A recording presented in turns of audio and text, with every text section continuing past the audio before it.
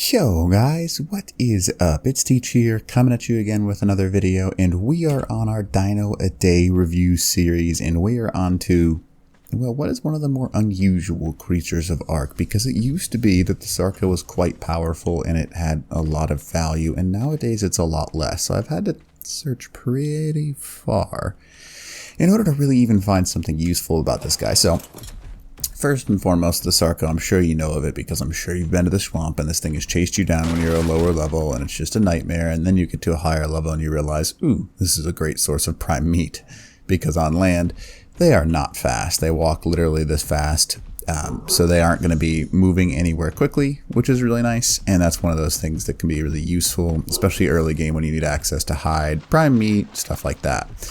Now, the next thing is the leveling of these creatures. Now, the Sarco is really interesting because it has some really good base stats that, you know, a lot of people don't consider. The stamina is already crazy, and for some reason, the stamina regen on a Sarco is like instantaneous, and like I'm sure you're seeing it right now. I don't know why, but that's just how it is. The health gain is not super strong, so you're not going to have any like super tanky Sarcos. You can get the movement speed is already pretty high. You can crank that up just a little bit and just make it crazy fast. You can also have some melee damage. It's just insane on these things. I'm just going to crank it up to like 960, and then the rest is, you know, pretty standard. So overall, it's kind of a very, very standard tame. Nothing super special about it. Nothing, you know, bad by any means, but it's just a very standard tame. But that's kind of just, you know, how this guy works. Now, obviously, you can see, you know, he's damaged, so we're going to try and, you know, not get him killed, but I'm in GCM, so that won't happen. But I want you to notice the difference. So, on land, as soon as you go into sprint mode, he's actually pretty quick. He'll get out of his own way. But when you go into water, this is non-sprint mode in the water. He instantaneously becomes way faster.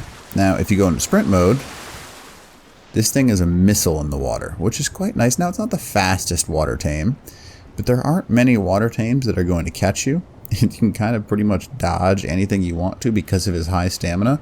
Now, here's the real nice thing about this guy. If I go in the water and I go down here and hop off, the other Sarcosuchus, unless they changed it, swims back up the surface. The Sarco has no oxygen bar, so he can kind of just sit underwater forever. And he'll just sit there for you. So it's a great underwater cave diving kind of tame, and he has enough damage where you can kind of do whatever you need to do in order to destroy pretty much anything. You're not going to take this guy to go take out Mosasaurus and stuff like that, because he's just, you know, he's probably too squishy if we're being totally honest. But he can do a pretty good job of killing just about anything else. Now, let's go ahead and show you what I mean by that. So, pretty valuable. You can get out of the water pretty quick and go after some things, but base damage, not super great. I mean, 336 is not terrible. He attacks pretty quickly, so that's kind of nice. But he's also got a special attack. It's called the, well, if you want to call it, the death roll. That's what real life crocodiles do. They kind of try and shred their stuff. So we're going to go ahead and show you that you can only do said death roll on a few different creatures, like you see right there. In that death roll, it doesn't even show me the damage numbers, which is interesting. But you can see that I am still doing damage, so that's something that's kind of, I think that's a glitch in the game, because they get bloody. It looks like it does about the same damage. I'm not entirely sure. I don't really see a value in not or using it as opposed to the normal attack. As a matter of fact, I'd almost prefer the normal attack because it does more damage quickly, but oh well.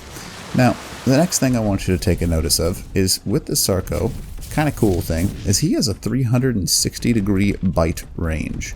So if something's attacking him from behind, you just look backwards, and he kind of does like a little flip backwards in order to kind of defend and, you know, attack from the backside. Now, he can flip in any direction to attack, so it's not like a Rex or any one of those bigger tames where you kind of get attacked from the sides. He can rotate in any direction, so there is no real like getting behind this thing to attack. And like a lot of people's strategy for a Giga or a Rex is to kind of get behind it and chip away.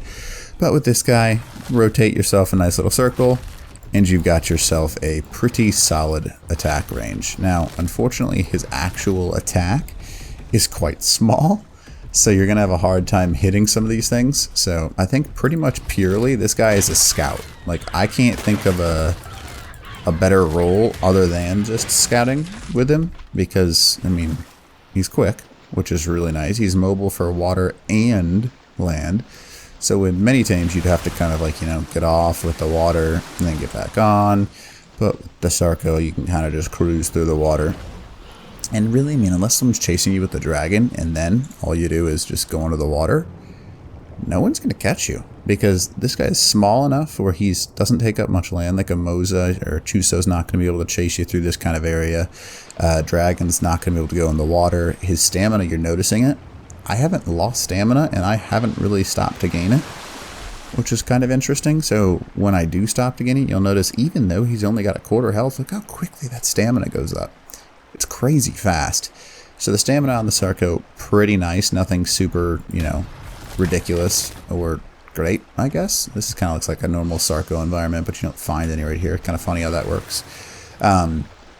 So overall, I really am reaching pretty hard to try and make this guy seem good, because I have yet to find something. Oh, how did that even happen right there? I don't even understand that, but okay. I just want you to notice the fact that I just got thrown off, and he did a fine job defending himself. Mind you, those are lower level tames, but I mean, he did quite a bit of damage, and he seems to have a pretty good attack range by himself without me being on the shoulders, so that's kind of nice. But I mean, to each their own in that accord. They do lay eggs. Sarcos do lay eggs, so that's a benefit, but I don't think you're ever going to have a powerhouse death Sarco, so I don't know if it's worth your time to really invest anything into these guys. So anyways, I'm trying to reach. I think that the Sarco is one of those big tames that needs a rework in this upcoming TLC, because they have almost no value. I know it sucks, but they could be and should be powerful in some way. Like maybe in the water, they can jump out and like do like a critical strike or something like that. I don't know. They got to give it something, because it's not a very powerful creature and it's really just a dangerous death machine. But the game doesn't think so. So anyways, hopefully this video helps you out, and if maybe there's something I'm missing on this guy, so go ahead and let me know in the comments below if I'm missing something. But other than that, teach. Ow.